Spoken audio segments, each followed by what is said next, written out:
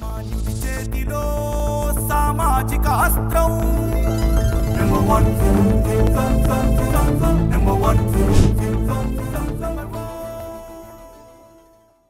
Welcome to number 1 news. నేను నందిని.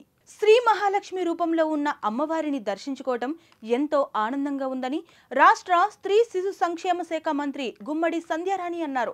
దసరా మహోత్సవంలో భాగంగా 5వ రోజు శుక్రవారం శ్రీ మహాలక్ష్మి అమ్మవారి రూపంలో ఉన్న కనకదుర్గమ్మను మంత్రి దర్శించుకున్నారు. రాష్ట్రమంతా సుభిక్షంగా ఉండాలని, ప్రజలు సుఖ సంతోషాలతో వెలిసిల్లాలని అమ్మవారిని కోరుకున్నట్లుగా మంత్రి సంధ్యారాణి తెలిపారు. అందరికీ నమస్కారం. ఈరోజు ఆ మహాదుర్గని ఈరోజు దర్శనం చేసుకోవడం చాలా అదృష్టంగా భావిస్తున్నాం.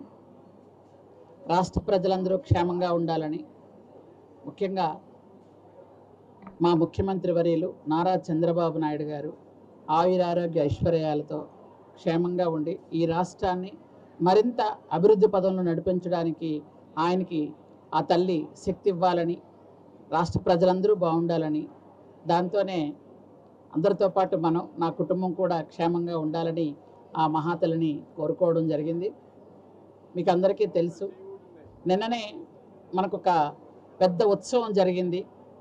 ఈ ఇంద్రకీలాద్రిలో ఎలా అయితే ఉత్సవాలు జరుగుతున్నాయో, నిన్న మెగా జాబ్ మేళా మీకు తెలుసు, మెగా డిఎస్సి 16,500 పోస్టులకి నిన్న సాయంత్రం ఒక పండగ వాతావరణంలో అందరికీ వాళ్ళకి ఉద్యోగ నియామక పత్రాలు ఇస్తుంటే వాళ్ళ కళ్ళల్లో ఆనందం.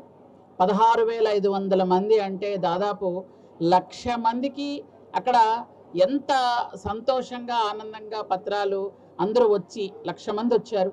పత్రాలు తీసుకొని ఎంతో సంతోషంగా వెళ్ళారు. చాలా సంతోషం అనిపించింది.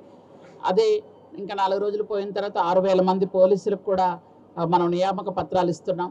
కాబట్టి ఇంతకు పూర్వం ఎప్పుడూ లేదు, మీ అందరికీ తెలుసు. గత 5 సంవత్సరాలు డిఎస్సి అనేది లేదు. కానీ ఉద్యోగులకు, నిరుద్యోగులకు ఖచ్చితంగా ఈ ప్రభుత్వం వచ్చిన తర్వాత భరోసా ఉంటుంది, భద్రత ఉంటుంది, ఉద్యోగం ఉంటుంది అని ఆ రోజు నారా చంద్రబాబు నాయుడు గారు చెప్పినటువంటి విధంగానే 4వసారి ముఖ్యమంత్రి అయిన తర్వాత కూడా అందరికీ ఉద్యోగాలు ఇప్పించి, అలాగే సూపర్ 6 సూపర్ హిట్ అయింది, మీ అందరికీ తెలుసు. ఇలాగే ఎప్పుడు సస్యశ్యామలంగా మనం అందరం కూడా సంతోషంగా ఉండాలని, ఆంధ్రప్రదేశ్ అభివృద్ధి పదంలో ఉండాలని ఆ దేవదేవిని కోరుకోవడం జరిగింది. Thank you. మరిన్ని లేటెస్ట్ అప్డేట్స్ కోసం చూస్తూనే ఉండండి నంబర్ 1 న్యూస్. సామాన్యుడి చేతిలో సామాజిక అస్త్రం.